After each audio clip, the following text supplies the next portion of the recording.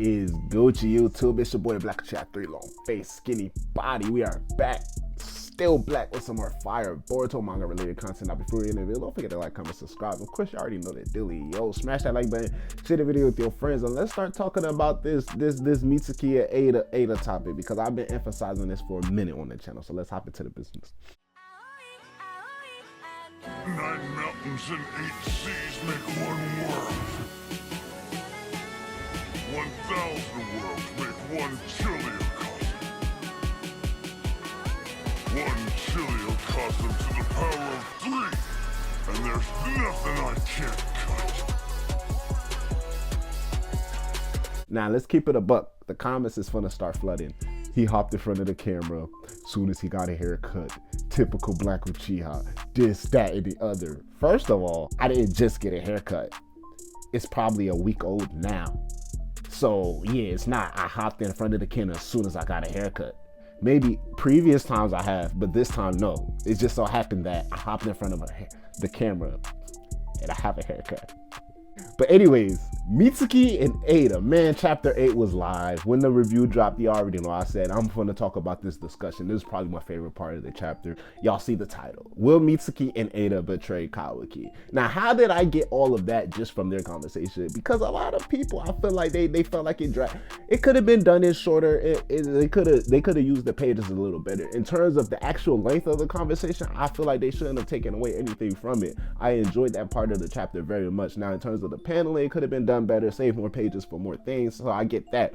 But this is definitely one of my favorite parts of the chapter. Right here, we basically get Mitsuki confirming 2 things, right? And it's kind of interesting because, you know, throughout Mitsuki's character arc, especially within the anime, it's kind of like a self-realization path, right? A self-actualization journey. And a lot of things that we can say even Mitsuki comes across to a realization within chapter 8 of Two Blue Vortex, he already started to within the anime in terms of, you know, understanding his choices are going to be his choices regardless of Boruto or Sarada choosing. And I say that to say because in the anime arcs we had previous situations where Mitsuki, you know, was put in a position where, okay, everybody was surprised, everybody meaning Sarada and Boruto, that Mitsuki chose an option or a path or anything that was different than Boruto. There's episodes where Mitsuki is like, you know what, normally I would do this because you did it, Boruto, but this time I feel like I'm gonna do it that. One of the great explanations would be like in the start of the Mitsuki arc, not even at the end, where he had fuller and even more better development when Onoki had them all choose a rock,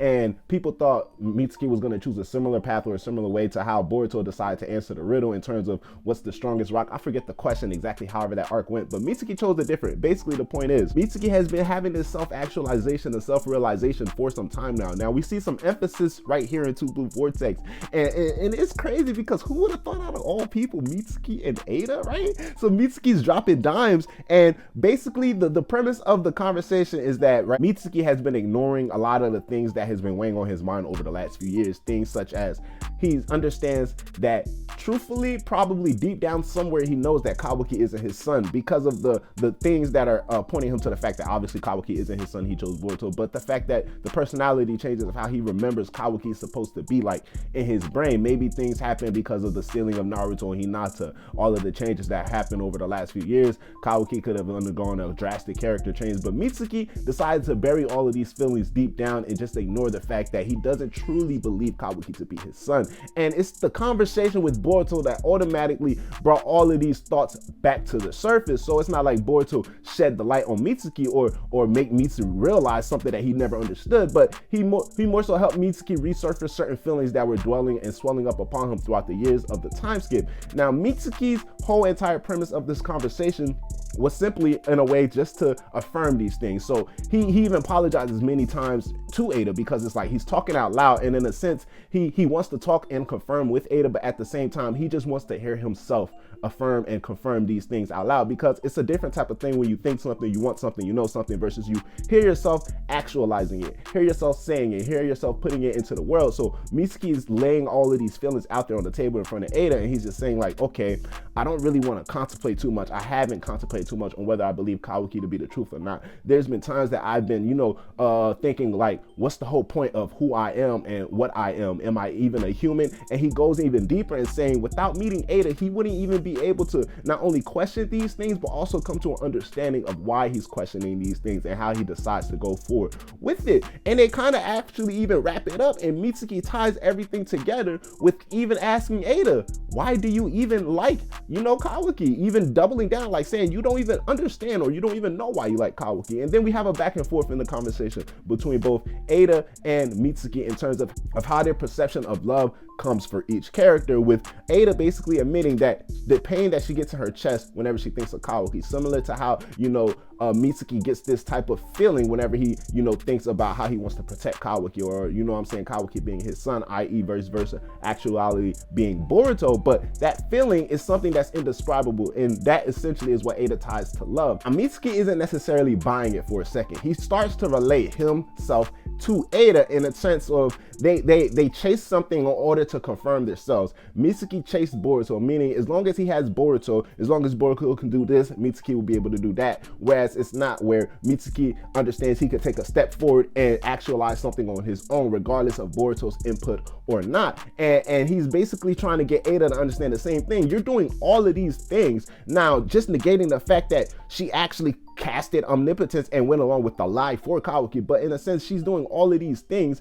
for Kawaki, and she doesn't even understand why she quote unquote says that she's in love with Kawaki. It's a lot of inner thinking, it's a lot of reflecting, and it's a lot of contemplation going on in this conversation. It's real deep, real slice of life, right? Real slice of life. And I feel like the end of the conversation where, not only Mitsuki basically says, but I digress. You know what I'm saying? When you give somebody relationship advice, but just in case they do take it, you say, but that's just me though. Mitsuki said again, like I said, maybe I'm being preposterous. Maybe I'm just projecting my feelings onto you, right? And it's a lot to unpack there, because it's truth. Both Boruto and both Mitsuki and Eida had come to a realization upon the confrontation with both Mitsuki and Boruto. So when Eida looks back onto the conversation with both Boruto and Mitsuki, and she understanding the things that are going down and how Boruto is handling the situation, I take it as she's kind of like contemplating and reflecting back on the things that happened throughout the years. Basically how she probably approached Boruto's character, or probably approached the dynamic of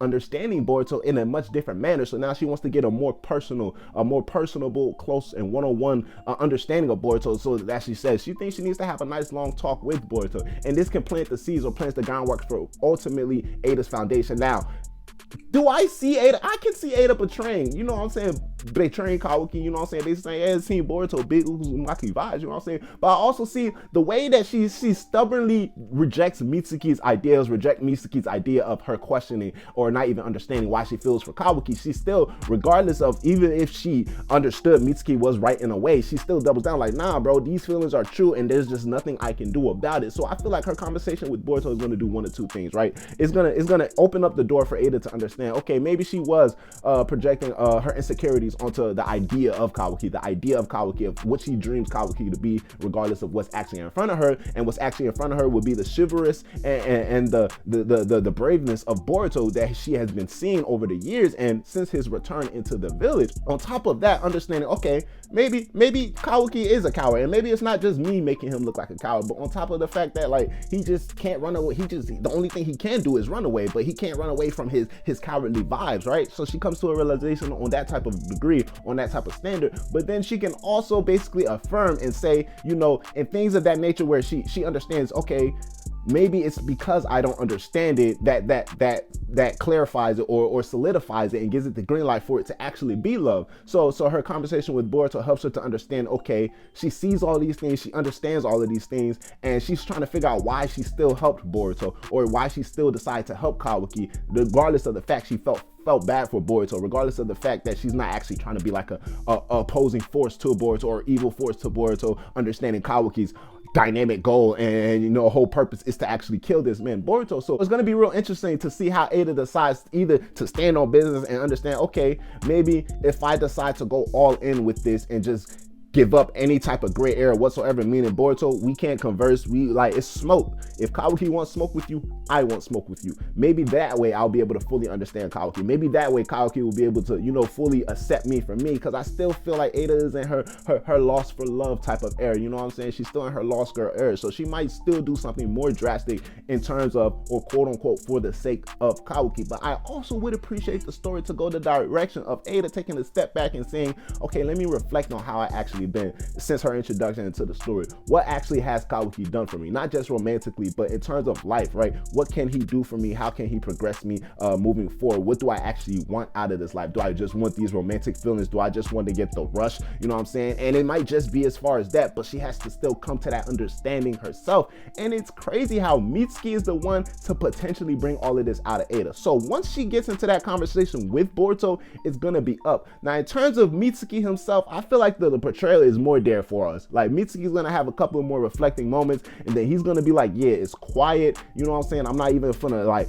question why I'm questioning. I'm not even finna hide any deep thoughts or intentions. Kawaki, what's going on? Where's Naruto? Like, Boruto's telling me these things, I'm thinking these things, and then I'm seeing other things. Like, let's break it down and really get back to the basics. So I feel like Mitsuki is gonna be, which is even crazy because we understand how his whole entire character was reliance, and you know what I'm saying, projecting how he potentially feels onto another person, i.e. his son. But now he's gonna be coming to these understandings, obviously with a little push from Boruto because of their conversation, but on his own and to his own merit. And not only that, but also pursuing potential different character progression and other characters being in Eida. So who knows what this conversation might have done, not just for the potential alliances that Kawaki has right now with both Mitsuki and Eida, but Eida as a character and how she decides to move forward, and Mitsuki as a character and how he decides to move forward, and if and both decides to help Boruto. But let me know how y'all feel, and what did y'all take out of the conversation with both Mitsuki and Eida? Am I bugging? Is it too much slice of life for y'all? You know what I'm saying? Y'all want some more? I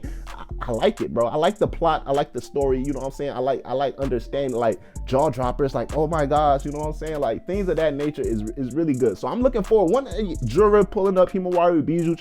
Yes, lit. I need it now. But I'm really looking forward to, I want to see what Eida and Boruto are gonna have to talk about. And I'm trying to see what Mitsuki's doing. Like, I like how he's been getting all this screen time. So let's keep it up. Don't slow it down any way whatsoever. You already know Queen Sarah is gonna get her shine. But like, let's keep Mitsuki in the mix because he's been lacking, especially in the manga. But now they're really picking up the pace, and not only that, they're implementing the characteristics that we've seen anime Mitsuki already developed. So I'm looking forward to see how he comes more into his own. Pause. But let me know how y'all feel in the comment section below. It's your boy Black Child. Holla at your boy. I'm gonna holla at y'all, Black Child. Yes, sir. Ski. Hey, can we take a trip to the sky? Show them that our limits too high. Cocoa butter hips on the wristlet. She said